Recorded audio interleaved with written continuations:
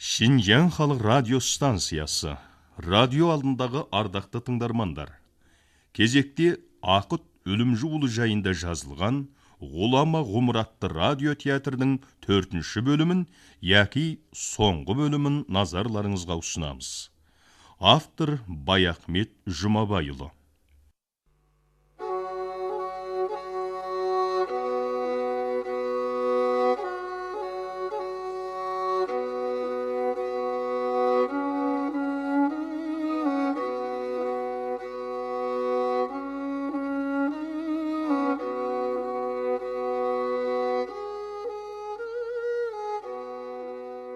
Шәкірту бойындағы кезінде 4 тәйжі елдің бірлікте салып, Ақытты қазы, имам, қажы сайлап тұрақтандырған ақ мешітіне жиналған адамдар шоғыры мол болды.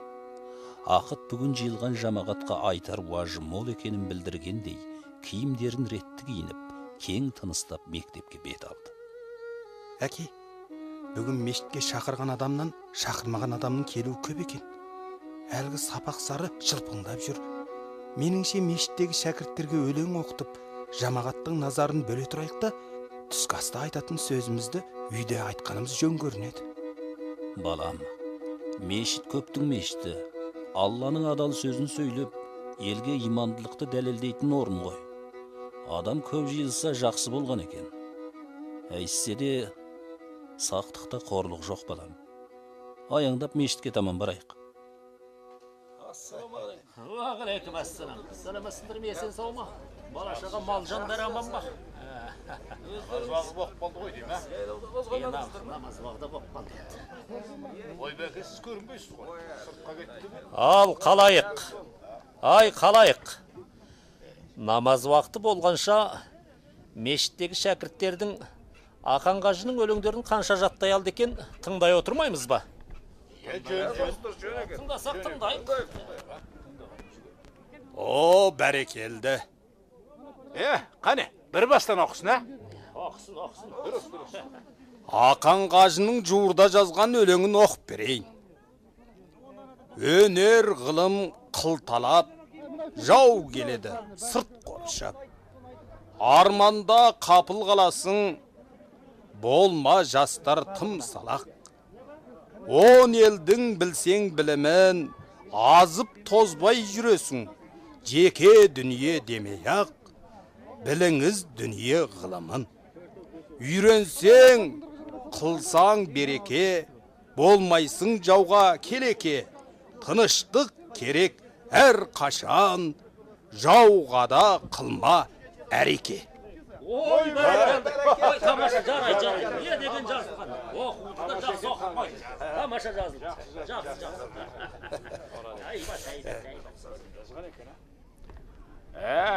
Әлбетте. Ынтымақ болмаса, жауың басынып, халқың ыдырайды. Осыны тыңдайтын құлақ болса, оянып ұмтылар еді ау. Мен де бір өлең оқиын. Ал, қане, арт-артынан бірнешеуін оқып жіберіңдер, ә? Заман келер қырланып, борандайын сұрланып. Әуре болған аз қазақ әрбір іске шырмалып. Болып жүрміз біз мазақ, мағлұмияттан құр қалып. Біз жатырмыз өзгояу, несіне мәз боп жыр қалық. Жайын жазсаң жау таяу, бекер қарап тұрмалық. Көз ашық ойлы азамат, ой ойланды тұрманды. Уақыт кетсе табылмас, құйрығы жылпың бір балық. Ой, бәрекелді. Жақсы, тамаша. Әй, бәрекелді, ай. Ақыл есті абзал ақытым, ай. Ақ берен аймаңдайлы ақыным, ай. Бәрін болжап болыпсың ғой. Ақ таяқты көтеріп, атқа мініп не тындырдық. Десе де, мұна елге өзің айтқандай, оқу-тоқудың ғана кемдігі болып тұр ғой. Зар заманның сыбысын білдіріп, еліңді түрткілеп оятқан мұна өлеңдеріңе үйірлі жылқы айдассақ та кем болар. Шіркін Ақанай, сенен ой, сенен сөз қалды ма, ә? Жа, қалайық. Жұма намазының уақыты болып қалған екен. Әзірленейік. ғұмырын Құдай жолына, ниетін елдің игілігі мен ізгілігіне арнаған ақанның әрбір сөзі бізге тек имандылықты, пәктікті, тазалықты бағыштайды. Жаны жайсаң, көңілі таза, ниеті пәк адамдар болуға баулайды. Бұл жайындағы әңгімеміз өз алдына болсыншы. Жарай ма қалайық? Жөн екен. Намаз оқылық. Ал қане, тамақ ала отырыңыздар. Қане. Арастар. Бұл күнде жарға жабысқан жарғанаттай сөз аңдайтындар көбейді ғой. Әлгінде арамызда отырған бірнешеу оқылған өлеңдерді иелеріне не деп жеткізер екен? Ау, Қалел тәйжі. Олар не деп жеткізсе, ол деп жеткізбей ме? Айтылған сөз атылған оқ. Енді қайтарып алуға келмейді. Нұрғожайдың айтқаны да жөн. Әйтсе де мынау шыққалы тұрған көзді ушықтырса, ақыры халық зиян тартады ғой. Солай емес пе? Әзірге айтпақ болып отырған сөзіміз, қорытып айтқанда, ел жағдайы мен жау жағдайы. Бағанағы Ақан қажының өлеңінде айтқан бүгінгі қозғағалы отырған сөзіміздің негізгі мазмұны болмақ. Қане, тартынбай кеңес отырайық. Мен ақыт 70-ке келдім. 70-ке келіп жер таянсам да, елімнің ертең үшін түн ұйқым 4 бөлінеді. Міне, әр рудың ру бастары бас қосып отырсыңдар. Тағы да айтпағым, жасақтарыңды сайлап, жабдықтарыңды дайындаңдар демекпін. Қалай айтсаң да, елдің ертеңі қатерде қалды. Қалел тайжы Қозыкеде мүңке құрыпты деп өкіметке сөз жетіп жатыр екен. Жетсе жетсін. Шынын айтсам қарап жатқам жоқ. Азаматтардың басын қосып, ат көлігін, құрал жабдығын сайлап отырмын. Әй Қалел, бәрекелді. Осылай әзірлік көргендерің жөн. Елдің обалы да, оралы да осы отырған сендерде. Ендеше қарап жатпай әрекеттеніп, дайындығымызды көрейік. Үйісіп кетті ғой. Отта азырақ жақсаңдаршы. Әке, киіміңізді жеңілдетіп отырсаңыз. Балам Алдажар, мешітке адам жиылып болды екен. Хабар береміз деп еді, әлі хабар жоқ қой. Үкіметтің елді мешітке жиып ап, жиын ашамыз дегенінде бір сұмдық бар секілді. Байқасам, мешіт сыртында сақшылар жүрген сияқты. Шақырса барыңдар. Шақырмаса несіне барасыңдар? Елді жиып алып, әкемді қалайша тостырып қойды екен, ә? Шақырса да, әкем бармаса қайтеді. Күте тұрайық. Айтпақшы, түнде түсімде ол дүниелік болған марқұм әкем және Жуанған би Мырзабақа сияқты адамдармен бірге жүр екенмін. Әкем маған өкпелеп, сен ылғи үйде тұрмайсың деп, баяғы менің бала күнімде ұрсатынындай зіркілдеп жүр. Жуанған би әкемді ақылға шақырып, мені өзінің астындағы ақбоз атына мінгесуімді ұйғарды. Мен әкеме жапақтап, өзімді күшеп алып қалар десем, әкем Жуанғаннан жасқанды ма, бұрылып өз алдына кете берді. Жуанғанның артынан сыпырылып түсіп қалғым келген еді. Комендан үкіметінің бірнеше сараяқ әскері өзіме сұстана қарап тұрғанын көріп, қалуға батын алмадым. Әлден уақытта артыма тағы бір қарасам, Мырзабақа жымия қарап менің қазан баспасынан шыққан 7 кітабымды аппақ бұлға орап, арқасына қанат байлаған бір періште балаға ұстатып еді. Ол бала кітапты көтерген күйі аспандағы ақ бұлтқа қойып жатып, сіз алаңсыз болыңыз, кете беріңіз. Бұл кітаптар енді өртке де, суға да, боранға да кетпейді. Елдің игілігі ұрпақтың қазынасы ғой, деді даусы саңқылдап аспанның ол бір түбінен көтеріліп. Бұлтқа қойдың ғой, Жаңбырда езіліп кетпей ме дедім мен алаңдағанымды жасыра алмай. Бұл сөзім әлгі періште бала күліп, алаңсыз болыңыз. Бұларыңыз енді жерге түссе ырыс болып, езіліп кетсе де әрбір пәнденің көкірегіне білім болып құйылады деді. Мен бұл уағдаға шыныменен сеніп, рақаттана жымиып, жуанғанның беліне мықтап ұстап бір белді асып кеттім. Ақ бұлт, ақ періште, ақ бұлдың бәрі ақ ниет. Пак көңіл, ақ жолтайдың белгісі ғой қажы. Жақсы түс екен. Дұға қылып қойсаңшы. Әке, түске сеніп қайтесіз. Түс деген күндізгі ой мен қиялдың сананы қытықтау арқылы түнде қайталану емес пе? Шақырып жатқаны қате кетпес. Бәрін бір Құдай біледі. Бәрінен де періште баланың сөзі қандай керемет. Әйтеу, жазбаларымның елімнің қажетіне жарап, ертең ұрпақтың алтын қазынасына айланатынына уағда беріп тұрғанына қуандым. Біссімілі. Не болды Құдай? Ой, балам, қорқпаңдар, қорқпаңдар. Ұстаңдар, ана біз. Ой, Ұстаңдар. үйге құрал алып кірген несі бұл? Ай, ұстаңдар. Тіріп еткізбей ұстаңдар. Байлаңдар. Кел. Байла. Алып шықпады. Жүр! Әй, ақымақтар, бұл не қылғандарың? Айландырып жүріп, айлаларыңды асырып түбіме жеткен екенсіңдер. 70-тен жас асқан кәрінің не күнәсі бар еді? Күн бойы Алла деп, қалқына имандылық насихаттаудан басқа не күнәсі бар? Оттамай ары! Тұрсай ары. Ойбай. Жылалар.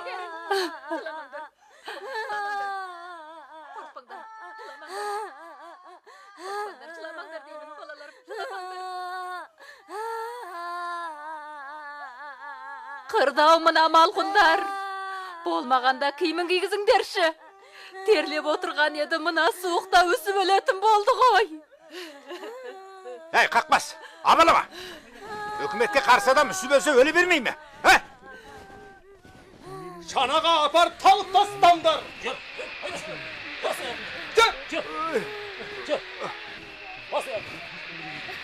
Әй, өкіжан, жылап шуламаңдар.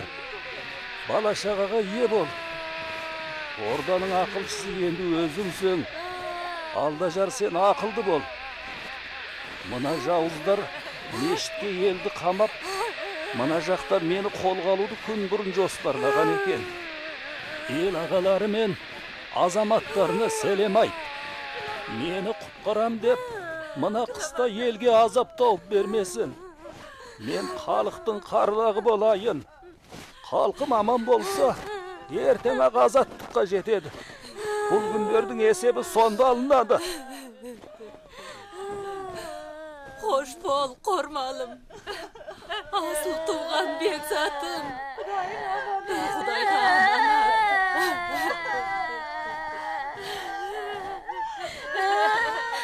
Әке, мен сізді құтқарамын. Ертең ақ кегімді аламын. Әке, мен сізбен бірге барам. Түрмеге бірге отырам. Бірге өлем. Алдажар балам, ашу алда, сабыр ет. Сен өлгенде артымда кім қалады? Бақытымда, базарымда ие болатын өзің сияқты ақыл-есті ұрпақ емес пе? Сендер аман болсаңдар, менің мың жасағаным ғой.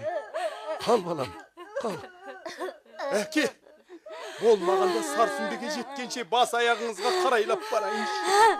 Мұна суықта жалаң бас, жалаң аяқ, темір шанаға таңылудан артық азап бар ма? Бұндайда қамқор болмасам, әкеге баланың қарызы қайда?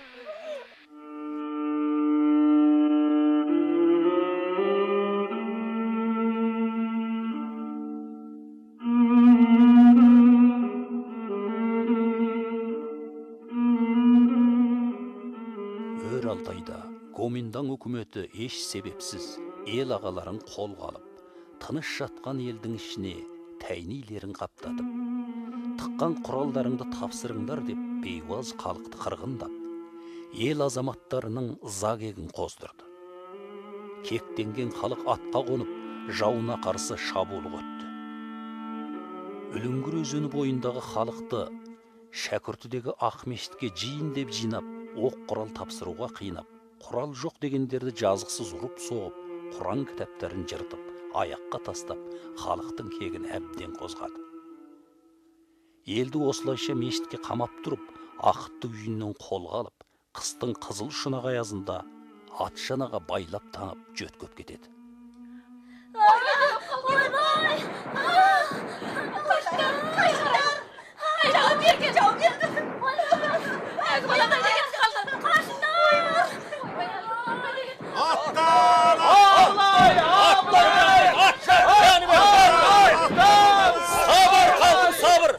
Сабыр иманжан, сабыр. Сабыр жұртым. Жөнге келейік. Әуелі кеңесіп алайық. Барлық ғұмырын имандылық жолында өткізген. Тіріжендікке зәбірі жоқ. Адамды қардан аттамай, абзал тірліктің ағи қыраны болып өткен рухани көсеміміз ақытты. Мана жау, қолға алып бара жатса, қалайша қарап жатпақпыз? Аттан ұмтылыңдар! Аяулы абызымызды, абзал ұлымызды жау қолынан алып қалайық! Қарап тұрып аяулы адамымызды жауға берудің өзі намыс емес пе? Аттанайық! Ел екенбіз, ерімізді құрбандыққа байлап беру ездігіміз. Қане, қанша адам жиналдық? Әуекел деп жаудың жолын тосып, абызымызды алық бұлайық! Ау, қалайық, ойланайық та. Мынау қара қалқымызды ойғалайықшы азаматтар. Ең әуелі ақылға келейік. Біздің алдымызда шәншулы тұрған қурай жоқ. Аузы кере қарыс арыстандай көк құралды жау тұр. Арыстанды алу үшін ақыл айла керек қой. 70-тен асқан дін иесі ғұламамызды еш себепсіз мына жау үйінен байлап әкетіпті. Үкіметтің мұнысы қай басынғаны? Қалайық, сабыр, сабыр. Атан қазақ, үй өзімдікі деме, үй артында адам бар. Жел соқпаса шөптің басы қозғалмайды деген екен ғой. Еш себепсіз абызымызды жау қолға алып бара жатқан жоқ. Оның бәрін өз арамыздағы тәйнилер әзірлеген айғақпен әкетіп барады. 70-тің екісіне келген Ақан қажы не істеп қойған екен сонша? Ал қане, Кәдірбай, айтшы, не сұмдық жеткізіпті тәйнилер? Ақан қажымыздың Бейсантауға барып қайтқанын тәйнилер топ құрап, елді үкіметке қарсы тұруға аттандыруға барды деп. Оның дәлел ретінде барып қайттың Бейсантау деген өлеңін көлденең тартса, ал алдыңғы рет мешітте оқыған өлеңдерді жіпке тізгенде етіп үкіметке жеткізіп, елді өлеңдері арқылы үкіметке қарсы соғыс ашуға ұйымдастырып жатыр деп жеткізіп отырған соң, үкімет неге қолға алмасын? Ендеше өтірікке жол қойып, қылыша мойнымызды қылышқа төсейміз бе? Осы өсекті жеткізген дүниенің құлы болып, ұлтпен арын сатқан тәйнилермен қоса Гоминдан үкіметін құртуымыз керек. Жарайды азаматтар, алған беттеріңнен қайтпаңдар. Қалайық. Ақыт қажыны әкеткен жау бүгін түн Халел Тәйжінің үйінде түнейді. Халел Тәйжі мен Рақаттан бірнеше күннің алдында ғана айырылып, көзі жасты, көкірегі шерлі болып отырған ол үйге барып қан шығарғанымыз дұрыс болмас. Ең жақсысы, ертең олардың жолын тосу арқылы Ақыт қажыны құтқарып алуымыз керек. Сондықтан жүріс тұрысымызға жоспар құрып алайық. Бірнеше күннің алдында өзен бойына тыңтыңдап барып құрал тапсыру үгітін жүргізіп келген Көктоғайдың шүй әкімі біздің оқыс қимылымызды біліп қалар болса, Сарсүмбедегі үкімет әскеріне хабар жетеді де, тыныш жатқан мына елге ауыр апат төндіреді. Ондай болса, біздің қажыны құтқару жоспарымызда зая кетеді. Сондықтан жиылған азаматтар 4 топқа бөлінуіміз керек. Ақылға қонымды сөз. Біз әзірше тобымызды жазбай отырып, таңмен қимылдасақ та болар. Ой, анау Белегірден бірнеше атты адам асып келеді ғой. Ой, алда жыр Ақан қажының қасында кетті демеді ғой. Бұл қалай? Мұнда келе жатыр ғой. Ассалаумағалейкум. Уағалейкум ассалам. Ака Балдажар, қай жақтан? Ақан қажы қайда? Әкемнен тірідей айырылдым. Жау алып кетті. Қабат деген ай. Әккі жау алжастырып кеткен екен. Жау қай жолмен кетті? Мына ел азаматтары қажыны құтқарып алу үшін топталып тұрғаны. Ау, жұртым! Әкем ел жұртқа сәлем айтты. Мені құтқарамын деп мына аққар көкмізда елді күйзелтпесін дейді. Көк құралды жаудың сұсы жаман. Халық сабыр етсін. Мен ақ халқымның қарлағы болайын. Пәле қаза менімен кетсін. Сабыр сақтасын дейді.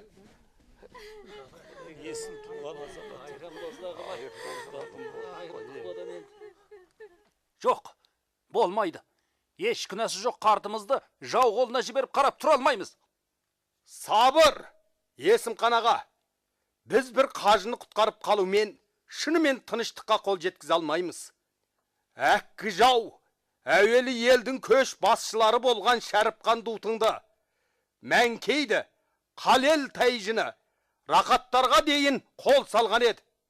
Енді рухани тірегі, дана, ақыл-гөйінен қол үздіру арқылы басшысы жоқ қаз, көктемі жоқ жазға айналдырып барып, тығырыққа тіреудей үлкен мақсаты бар екен. Ең жақсысы әкемнің айтқанына көнейік. Иә, қалайық. Әкем Ақыттың ел жұртына айта бар деген өсиеті бар еді. Аманатқа қиянат етпей, сіздерге жеткізіп қояйын. Әуелі, ел мен ер берекелі болсын. Бітер іспен жетер жеңістің бәрі елдің ынтымағынан келеді. Ел мен ерден береке кетсе, дұшпаның төбеңе шығып, ұрпағың келекеде қалады. Екінші айтарым, пәктік, адалдық, шындылық, шынайлыққа мән беріңдер. Бақыт пен ырыс, таза жүрек, даңғыл ниетке тоқтайды. Үшінші айтарым, арлы бол, қашанда нәпсіңді сайтанға алдырмай дізгініңді меңгере біл. Тірлікте алды-артыңды тани біл. Әсте, досты дұшпанға шатастырып, маңайыңнан айырылып қалма. Төртінші айтарым, барлық күш-қуатыңды халқың арына. Ер арын ел сақтайды. Бесінші айтарым, білім іздеп, еңбектенуден бір тынба. Кештік өмірің болса, түстік мал жи. Міне, осы өсиетімді ел жұртым, әрбір ұл мен қызым, көкейлеріңнің түкпірінде мықтап сақтаңдар деп айтқан еді қалайық. Қайра несіл қартым ай. Тепершілікте бара жатса да, халқының қамын ойлағанын қарашы. Ел дегенде еміренген ерден қалайған айырылып қалдық. Аттанайық халық! Аттанайық! Сабыр. Қалайық, қадірменді қартымызды қайтарып алудың бір жолы бар. Біз әйтеу атқа мінген екенбіз. Нар тәуекелмен өзен бойындағы Оқан зәңгінің үйіне қоналғыға баратын аудан әкімінің көзін құртуымыз керек. Сөйтіп, ел ішінде мылтық жиямыз деп жүрген үкімет адамдарын бірден жоғалту арқылы тыныштық бермесек, үкімет ақыры тоқтамға келеді. Мүмкін сонда ғана қолға кеткен адамдарымызды өздері қайтаратын болар. Өте дұрыс ақыл.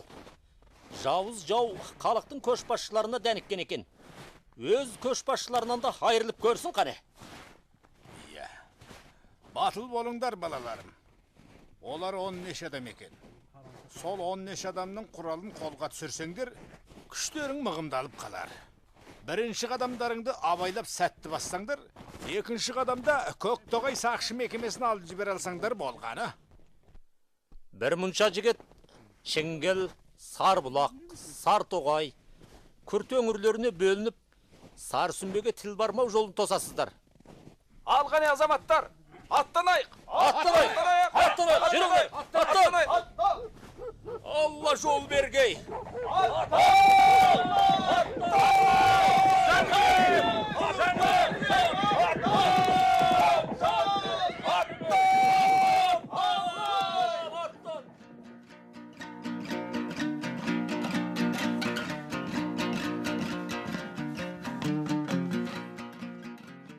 Осылайша 1940 жылы 2 ақпан күні бүтін дүниені дүр сілкіндірген Өралтайдағы Есім хан, Ырыс хан бастаған малшылар көтерілісі Оқан Зәңгінің үйінде жатқан аудан әкімінің басын алумен бұрқ ете түседі. Халқын адалдық пен әділдікке жетелеп, мынау адамзатқа береке бірлік арқылы бейбітшілік орнатуға өмірін арнаған ғұламаларын жау қолынан құтқару жолында мынау елі қиян кескі соғыс отын қозғайды.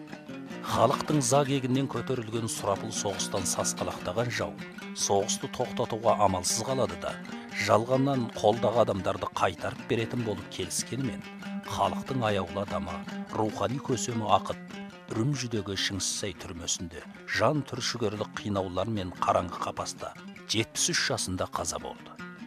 Сөйтіп, ел жұрты оның сүйегін тапсырып алып, ауыр қайғыға арылмас өкінішке батты. Алайда, ғұламаның аянышты өлімі халқының жауға деген заг егін тіпті де ушықтырады. Ендігі жерде Ақберен ақылгөй ақындарының отты да ойлы, ақыл парасатқа толы ғибаратты өлеңдерін көкіректеріне мақтап сақтап, адамгершілікке толы важдарын рухани дүниелеріне мәйек ете отырып, еркіндік теңдік жолында жаумен тынбай соғыс жүргізіп, ақыры жеңіс туын желбіретеді. Азаттық таңының арайлап атуымен жеңіс туын желбіреткен халық аяулыда асқа қойлы халықшыл ақыны армандап өткен ел теңдігіне қол жеткізеді. Ғұмырын елінің ізгілігі, ұрпақтардың игілігі үшін арнаған ғұламамыздың рухы заман жаңғырып жаңарумен тіпті де жанданып жаңарып, парасаттылықты баяндайтын өлеңдері азаттықтың арайлы таңымен ұрпақтар көкірегіне адамгершіліктің шуағын түсіріп, өміршеңдік құндылығын арттырып, жақұтша жарқырап, әрленіп, нәрленіп асқақтай береді. Ғұлама ғұмыр мәңгі жасайды.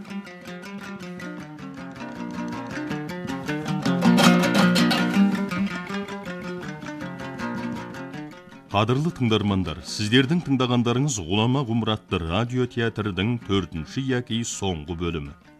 Рөлдерде Элеғазақ автономиялы облысы радио телевизия мекемесі телефильм аударып жасау орталығының дыбыс актерлары. Ақыт ролында Әлмұрат Төлепбергенұлы, Өлімжі ролында Зүпәр Жұмасейітұлы, Қарымсақ ролында Қастер Күдірбайұлы, Балекең ролында Дәулет Түселқанұлы. Өзге ролдарға дыбыс берушілер: Ғалия Жөкей қызы, Нұргүлән Жәудәт қызы, Бақытгүл Мешітқан қызы, Әлмұрат Төлепбергенұлы, Зүпәр Жұмасейітұлы, Қастер Күдірбайұлы, Дәулет Түселқанұлы. Дыбысын жазған Ертай Нұртайұлы. Режиссер Жеңісқан Нүсіпұлы, техникалық редактор Болат Сәмігұлы, бақылаушы Серік Әбілұлы, жетекші Емен Аңдамасұлы.